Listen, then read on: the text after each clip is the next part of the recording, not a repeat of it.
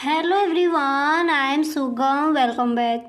तो कैसे हो आप सब? आई होप आप सब अच्छे होंगे। स्वागत है आप सभी का आपके अपने एसपी स्टडी यूट्यूब चैनल पर। तो गाइस, आज हम आपके लिए इस वीडियो में लेकर आए हैं रसायन विज्ञान के जो आपके महत्वपूर्ण प्रश्न हैं इस बार के बोर्ड एग्जाम के लिए। उन सारे प्रश्नों को आज हम इस वीडियो में देखने वाले हैं, तो आप इस वीडियो में एंड तक बने रहें, ठीक है गाइस। अगर आप भी इस बार का बोर्ड एग्जाम देने वाले हो और इस बार के बोर्ड एग्जाम में अगर आपको भी 90+ स्कोर करना है तो आप आज से ही इस चैनल से जुड़ जाइए, क्योंकि इस चैनल पर आपको मिलेंगे ऑल सब्जेक्ट के जो भी आपके इम्पोर्टेंट क्वेश्चन हैं, मॉडल पेपर के फुल सॉल्यूशन एंड जो भी आपके प्रीवियस ईयर क्वेश्चन है वो सारा कुछ आपको इसी चैनल पर मिलेगा। तो अगर अभी तक आपने इस चैनल को सब्सक्राइब नहीं किया है तो गाइस आप इस चैनल को सब्सक्राइब कर लीजिए, ठीक है। एंड बेल आइकन को भी प्रेस कर देना ताकि वीडियो की जो भी नोटिफिकेशन हो वो सबसे पहले आपके पास पहुँचे। ओके, चलिए बिना टाइम वेस्ट के वीडियो को स्टार्ट करते हैं। तो यहाँ पर आप देख सकते हो जो आपका पहला प्रश्न है तो वो मैंने यहाँ पर लिया है और आप पेपर उठाकर देखना, कई बार ये क्वेश्चन आस्क भी किया गया है कि मोलरता तथा मोललता की परिभाषा दीजिए। क्वेश्चन क्या है? मोलरता तथा मोललता की परिभाषा दीजिए, ठीक है। तो जब आप इस प्रश्न का आंसर लिखोगे तो सबसे पहले आपको हेडिंग डालनी होगी मोललता, ठीक है। पहले हम मोललता की डेफिनेशन देखेंगे। ओके, तो देखिए मोललता की परिभाषा क्या हो जाएगी कि 1000 ग्राम विलायक में घुले विलेय के ग्राम अणु यानी मोलों की संख्या को उस विलयन की मोललता कहते हैं, ठीक है। याद होगी, मोललता की परिभाषा हो जाएगी कि 1000 ग्राम विलायक में घुले विलेय के ग्राम अणुओं यानी मोलों की संख्या को उस विलयन की मोललता कहते हैं, ठीक है। इसके बाद यहाँ पर पूछा गया कि मोलरता तथा मोललता की परिभाषा दीजिए। तो मोललता आपने समझ लिया, क्या हो जाएगा? 1000 ग्राम विलायक में घुले विलेय के ग्राम अणुओं यानी मोलों की संख्या को हम उस विलयन की मोललता कहते हैं, ठीक है। अब यहाँ पर देखिए, इसके बाद यहाँ पर देखिए कि मोलरता क्या है, ठीक है, उसको समझते हैं। उसकी डेफिनेशन देखिए क्या हो जाएगी। तो किसी विलयन के 1000 मिली यानी 1 लीटर में घुले विलेय की ग्राम अणुओं यानी मोलों की संख्या को विलयन की मोलरता कहते हैं। और मोलरता क्या होता है? 1000 ग्राम विलायक में घुले विलेय के ग्राम अणुओं यानी मोलों की संख्या को उस विलयन की मोलरता कहते हैं। और मोलरता क्या हो जाएगा, एक बार दोबारा से देख लीजिए। किसी विलयन के 1000 मिलीलीटर यानी 1000 यानी 1 लीटर में घुले विलेय के ग्राम अणुओं यानी मोलों की संख्या को विलयन की मोलरता कहते हैं, ठीक है। अब इन दोनों में एक बार अंतर देख लीजिए।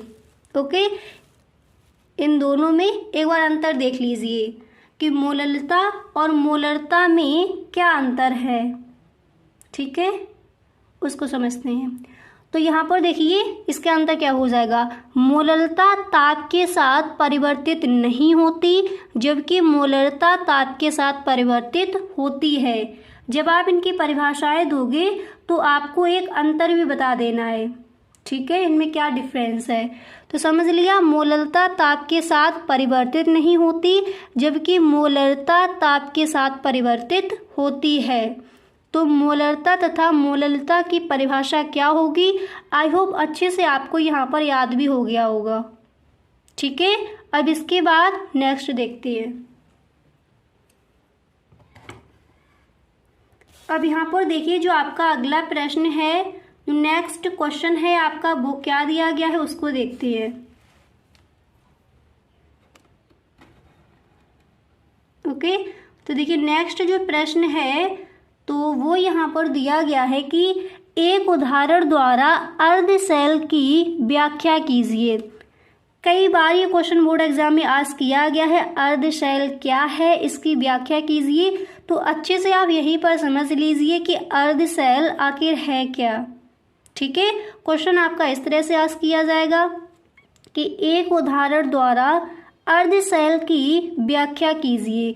तो जब आप इस प्रश्न का आंसर लिखोगे तो सबसे पहले आपको हेडिंग डालनी होगी अर्धशैल, फिर आप लिखोगे कि किसी धातु इलेक्ट्रोड को जब किसी विद्युत अपघट्य के विलयन में रखा जाता है तो धातु यानी इलेक्ट्रोड तथा धातु के आयनों के मध्य एक साम्य स्थापित हो जाता है।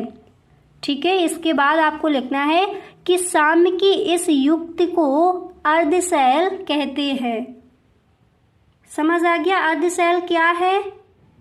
ओके, अब एक बार आप दोबारा से देख लीजिए कि अर्धशैल की जो परिभाषा है वो क्या हो जाएगी। देखिए, किसी धातु इलेक्ट्रोड को जब किसी विद्युत अपघट्य के विलयन में रखा जाता है तो धातु यानी इलेक्ट्रोड तथा धातु के आयनों के मध्य एक साम्य स्थापित हो जाता है। साम्य की इस युक्ति को ही हम क्या कहते हैं? अर्धशैल। ठीक है, अब इसके बाद यहाँ पर देख लीजिए इसका एक उदाहरण। ठीक है, इसका उदाहरण क्या हो जाएगा उसको देखते हैं। तो इस तरह से आप हेडिंग डालोगे उदाहरण। ओके, फिर आपको इसमें लिखना है कि जिंक धातु की छड़ यानी इलेक्ट्रोड को जब जिंक सल्फेट विलयन में रखा जाता है तो जिंक धातु यानी इलेक्ट्रोड का आयन विलयन में जाने का प्रयास करता है। धातु इलेक्ट्रॉन यानी Zn से 2 आयन इलेक्ट्रॉन निकल जाने पर धन आवेश आ जाता है और धातु इलेक्ट्रॉन धन आवेशित हो जाता है। यह युक्ति अर्धशैल का कार्य करती है।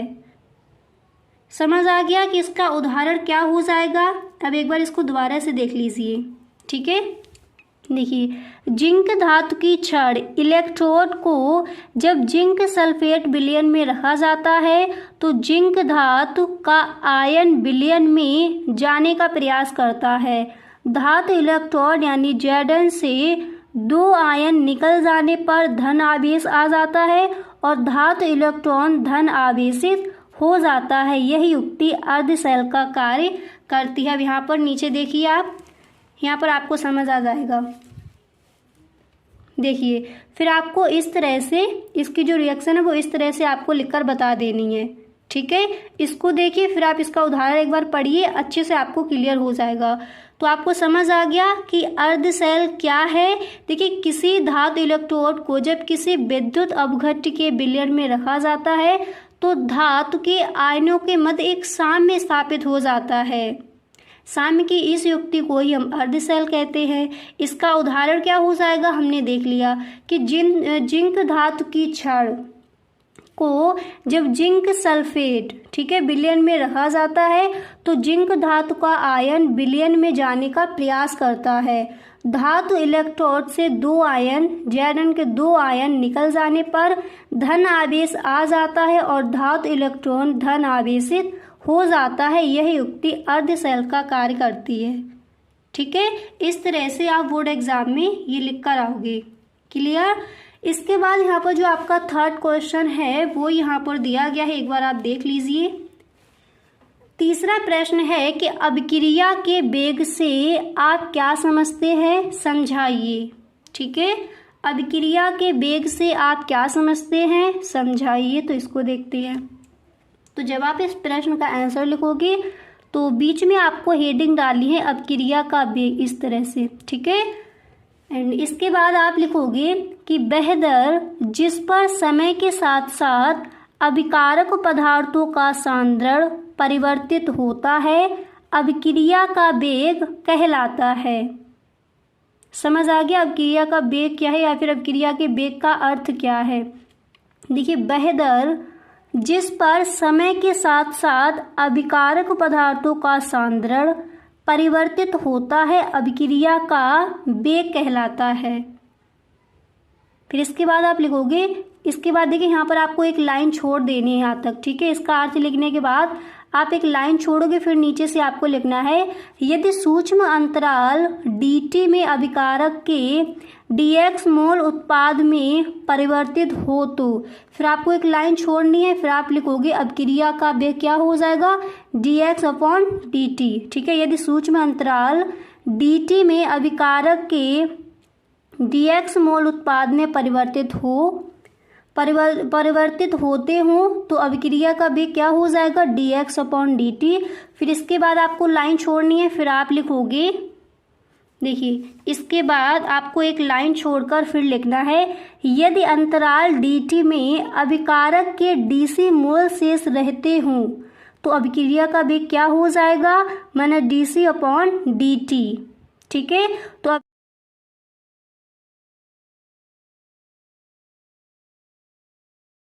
अभिक्रिया के वेग से आप क्या समझते हैं, तो इस तरह से आप इसका आंसर लिखकर आओगे। क्लियर। अब इसके बाद नेक्स्ट देखते हैं।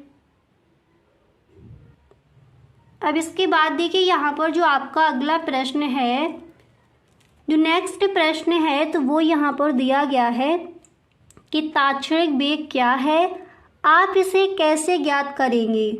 ठीक है, तो जब आप इस प्रश्न का आंसर लिखोगे तो सबसे पहले आपको यहाँ पर बीच में हेडिंग डालनी होगी तात्क्षणिक वेग। इसके बाद आप लिखोगे कि किसी निश्चित क्षण पर अभिक्रिया का, ठीक है, अभिक्रिया का वास्तविक वेग उसका तात्क्षणिक वेग कहलाता है। किस तरह से लिखना है, किसी निश्चित क्षण पर अभिक्रिया का वास्तविक वेग उसका तात्क्षणिक वेग कहलाता है। अभिक्रिया के तात्क्षणिक वेग को समय और सांद्रता के मध्य खींचे गए ग्राफ की सहायता से भी ज्ञात करते हैं। ठीक है, एंड इसके बाद आप लिखोगे समय व सांद्रता के मध्य खींचे गए ग्राफ में किसी विशिष्ट साम्य और विशिष्ट सांद्रता के संगत बिंदु पर खींची गई स्पर्श रेखा का ढाल अभिक्रिया के तात्क्षणिक वेग को प्रदर्शित करता है। ओके, इस तरह से आप लिखोगे। अच्छे से समझ आ गया। अब एक बार इसको आप दोबारा से देख लीजिए। ठीक है, कि तात्क्षणिक वेग आखिर है क्या। देखिए, किसी निश्चित क्षण पर अभिक्रिया का वास्तविक वेग उसका तात्क्षणिक वेग कहलाता है। अभिक्रिया के तात्क्षणिक वेग को समय और सांद्रता के मध्य खींचे गए ग्राफ की सहायता से भी ज्ञात करते हैं। इसके बाद आप लिखोगे कि समय व सांद्रता के मध्य खींचे गए ग्राफ में किसी विशिष्ट समय और विशिष्ट सांद्रता के संगत बिंदु पर खींची गई स्पर्श रेखा का ढाल अभिक्रिया के तात्क्षणिक वेग को प्रदर्शित करता है। क्लियर। इतना लिखने के बाद फिर यहाँ पर देख सकते हो, इसके बाद आपको ये लिखना है। देखिए, इसके बाद आप लिखोगे कि इस प्रकार जिस क्षण पर अभिक्रिया का तात्क्षणिक वेग ज्ञात किया जाता है, वक्र उससे संबंधित बिंदु पर एक स्पर्श रेखा खींचकर, ठीक है, इतना लिखने के बाद कि एक स्पर्श रेखा खींचकर, इतना लिखने के बाद फिर आप लिखोगे स्पर्श रेखा खींचकर, ठीक है, इतना लिखने के बाद फिर आप लिखोगे कि उसकी ढाल से अभिक्रिया का तात्क्षणिक वेग ज्ञात हो जाता है। ओके, संबंधित बिंदु पर एक स्पर्श रेखा खींचकर उसकी ढाल से अभिक्रिया का तात्क्षणिक वेग ज्ञात हो जाता है। तो तात्क्षणिक वेग क्या है, आप इसे कैसे ज्ञात करेंगे, आई होप अच्छे से आपको ये क्लियर हो गया होगा। ठीक है, अब इसके बाद यहाँ पर जो आपका नेक्स्ट है, जो अगला प्रश्न है, उसको देखते हैं। ओके, तो इसके बाद यहाँ पर जो आपका नेक्स्ट प्रश्न है, तो यहाँ पर आप देख सकते हो जो आपका अगला प्रश्न है, तो वो यहाँ पर दिया गया है कि समपरासी विलयन किसे कहते हैं, उदाहरण सहित समझाइए। ठीक है, समपरासी विलयन क्या है, ये क्वेश्चन भी आपका कई बार पूछा गया है। ठीक है, जितने भी क्वेश्चन यहाँ पर आपको बताए जाएंगे, ये सारे क्वेश्चन बोर्ड एग्जाम के लिए इम्पोर्टेंट हैं। ठीक है, तो समपरासी विलयन किसे कहते हैं, उदाहरण द्वारा समझाइए। तो जब इसका आंसर लिखना है तो सबसे पहले हेडिंग आपको डाली है समपरासी विलयन। ठीक है, एंड इसके बाद यहाँ पर आप देख सकते हो, फिर आप लिखोगे कि वे दो विलयन जिन्हें अर्धपरागम्य झिल्ली से पृथक यानी अलग करने पर परासरण नहीं होता, समपरासी विलयन कहलाते हैं। इन विलयनों का परासरण दाब समान होता है। ठीक है, समपरासी विलयन क्या है, इसकी डेफिनेशन एक बार दोबारा से देख लीजिए। देखिए, वे दो विलयन जिन्हें अर्धपरागम्य झिल्ली से पृथक करने पर परासरण नहीं होता है, समपरासी विलयन कहलाते हैं। इन विलयनों का परासरण दाब समान होता है। क्लियर। इस तरह से इसकी डेफिनेशन लिखने के बाद फिर इस तरह से आपको लिखना है कि वॉन हॉफ के अनुसार। ठीक है, फिर इस तरह से आप लिखोगे। इसके बाद आप लिखोगे कि अतः इन विलयनों के वे आयतन समान होते हैं जिनमें इनकी ग्राम अणु मात्राएं घुली होती हैं। ठीक है, इतना लिखने के बाद फिर आप लिखोगे अर्थात, ओके, इतना लिखने के बाद आप लिखोगे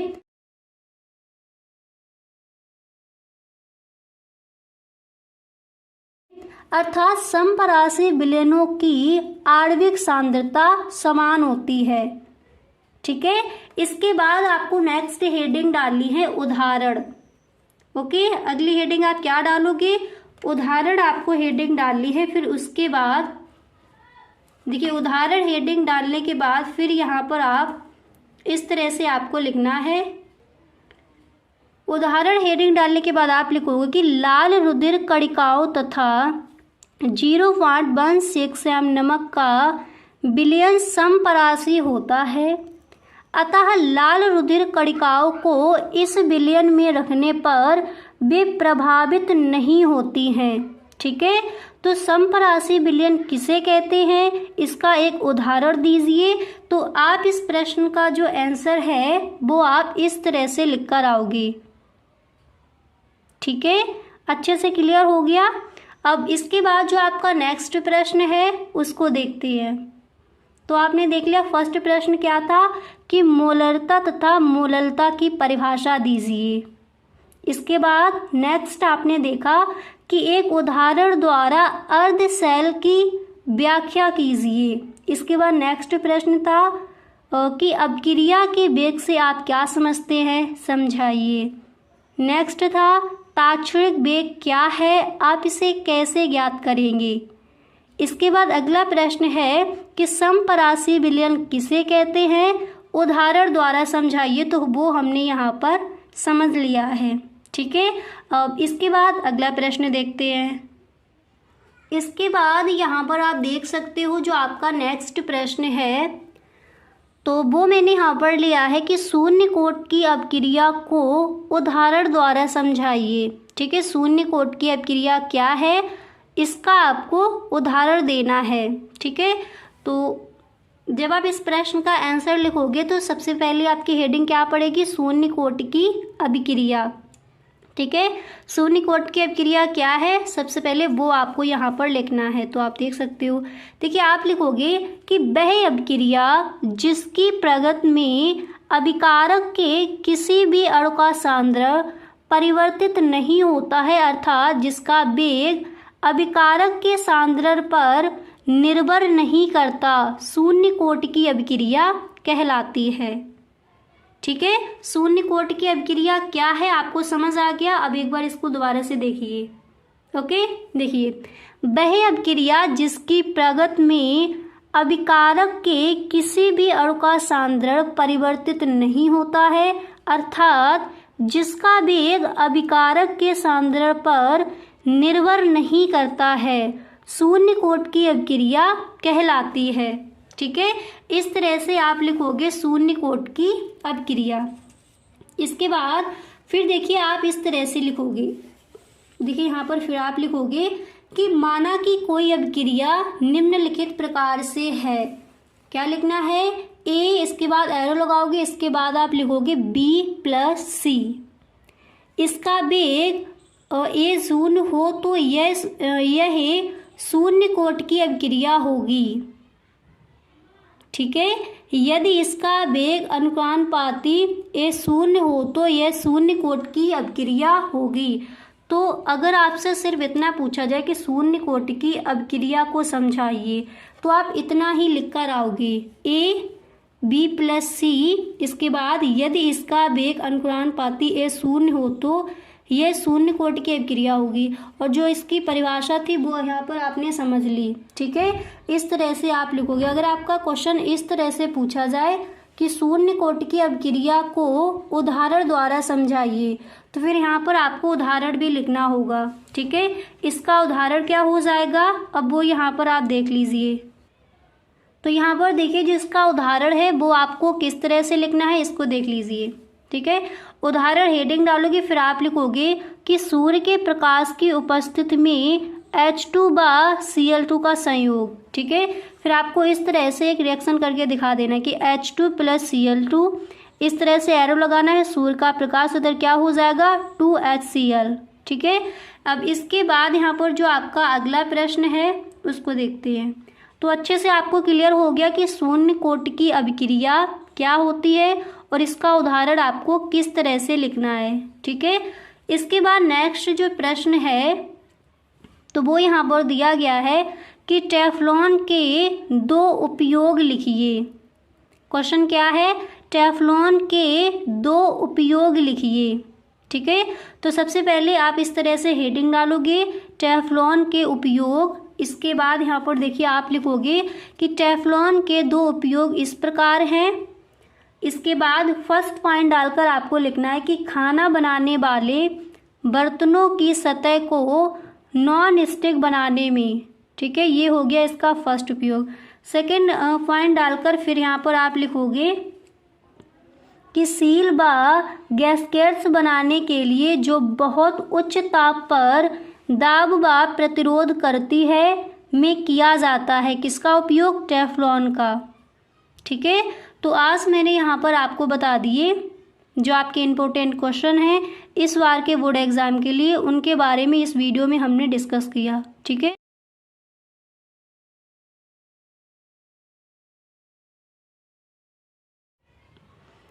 तो यहाँ पर आप देख सकते हो जो आपका पहला प्रश्न है तो वो यहाँ पर मैंने लिया है कि किस प्रकार की अभिक्रियाओं के लिए आणविकता तथा कोट के मान समान होते हैं।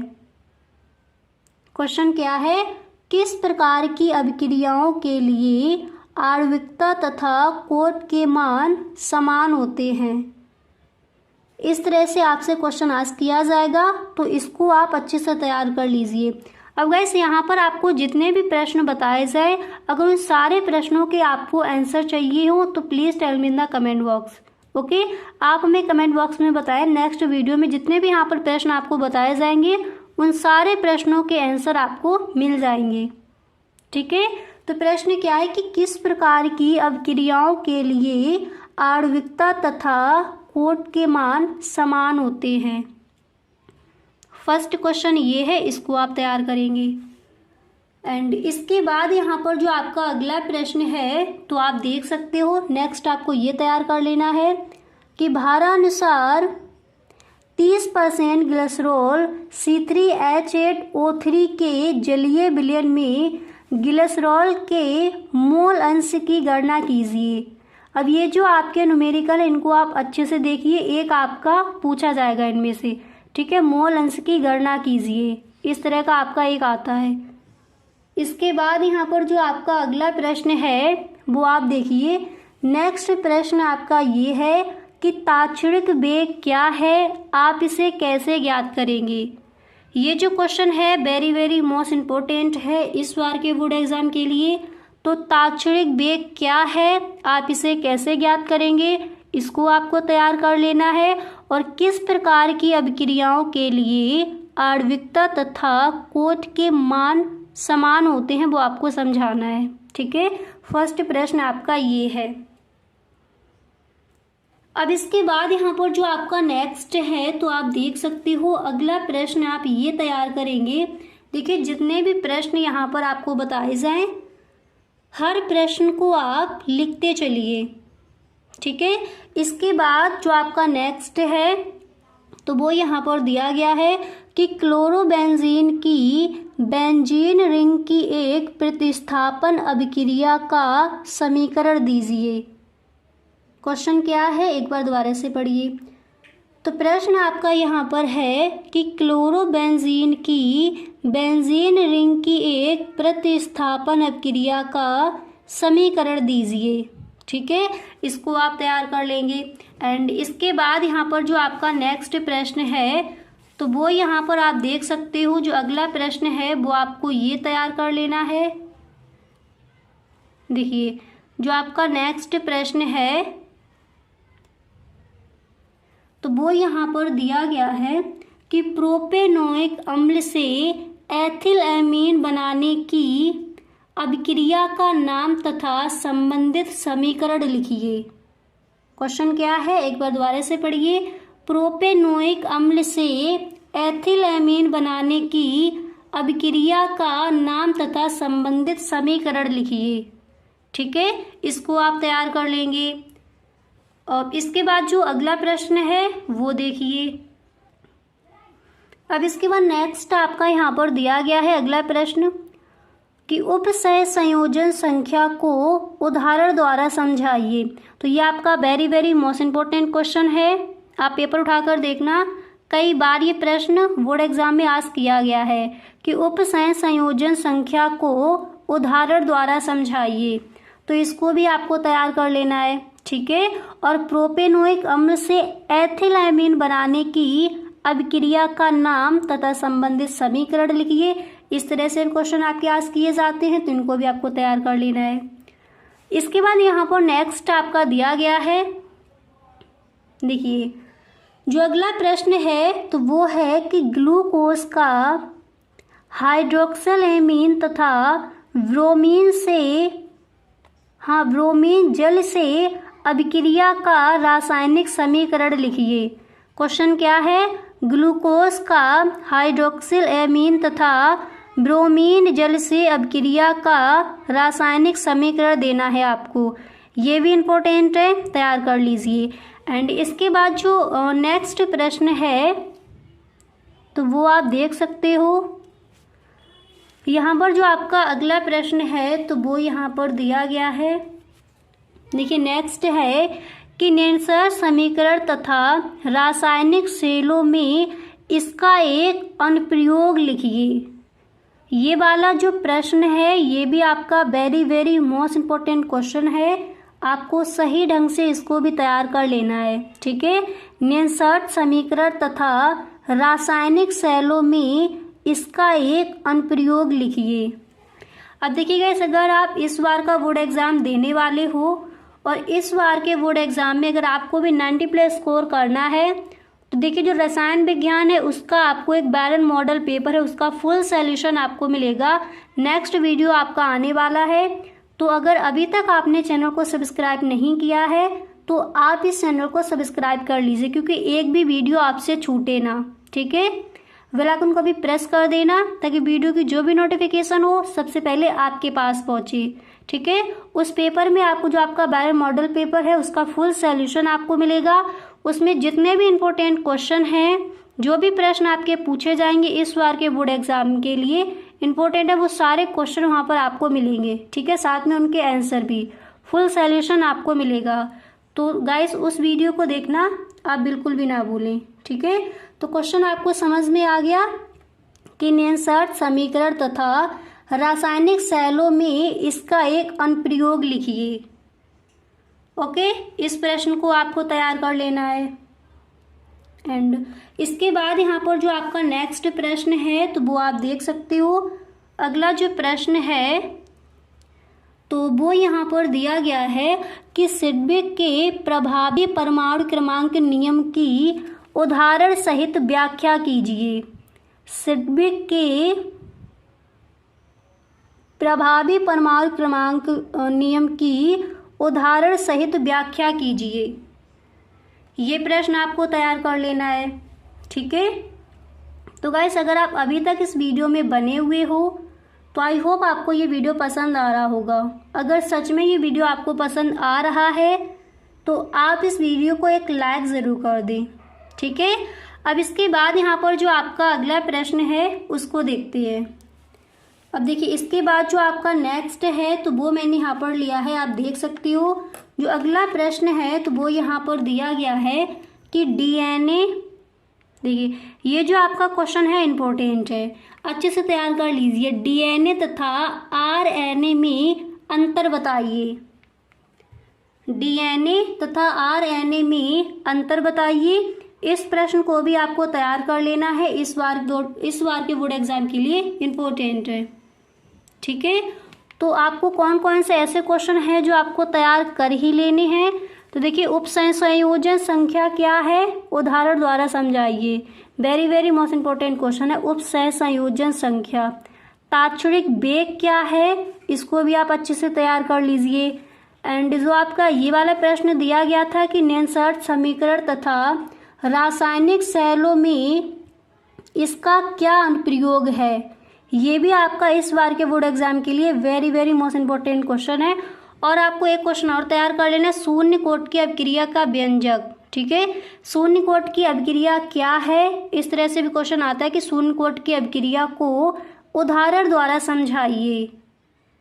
तो शून्य कोट की अभिक्रिया क्या है और उसका उदाहरण क्या है, वो आप तैयार कर लीजिए। शून्य कोट की अभिक्रिया के लिए व्यंजक ज्ञात कीजिए, उसको भी आप तैयार कर लीजिए। ठीक है, इस बार के बोर्ड एग्जाम के लिए ये सारे जो क्वेश्चन हैं वो आपके इम्पोर्टेंट है। ओके, अब इसके बाद जो आपका नेक्स्ट प्रश्न है तो वो मैंने यहाँ पर लिया है। अब इसके बाद यहाँ पर जो आपका अगला प्रश्न है तो वो आप देख सकते हो। नेक्स्ट आपका प्रश्न है कि टेफ्लॉन के 2 उपयोग लिखिए। ठीक है, टेफ्लॉन के 2 उपयोग लिखिए। इस प्रश्न को भी आपको तैयार कर लेना है, ये भी इस बार के बोर्ड एग्जाम के लिए इम्पोर्टेंट है। ठीक है, तो कुछ इम्पोर्टेंट जो आपके क्वेश्चन हैं केमिस्ट्री में तो वो मैंने यहाँ पर आपको बता दिए। अगर गाइस आपको सच में ये वीडियो पसंद आया है तो आप इस वीडियो को एक लाइक ज़रूर कर दें। ठीक है, और गाइस अगर आप इस चैनल पर पहली बार आए हो तो इस चैनल को सब्सक्राइब कर लेना एंड बेल आइकन को भी प्रेस कर देना ताकि वीडियो की जो भी नोटिफिकेशन हो वो सबसे पहले आपके पास पहुँचे। वीडियो पसंद आया करे तो एक बार सभी दोस्तों में इस वीडियो को आप शेयर ज़रूर करें।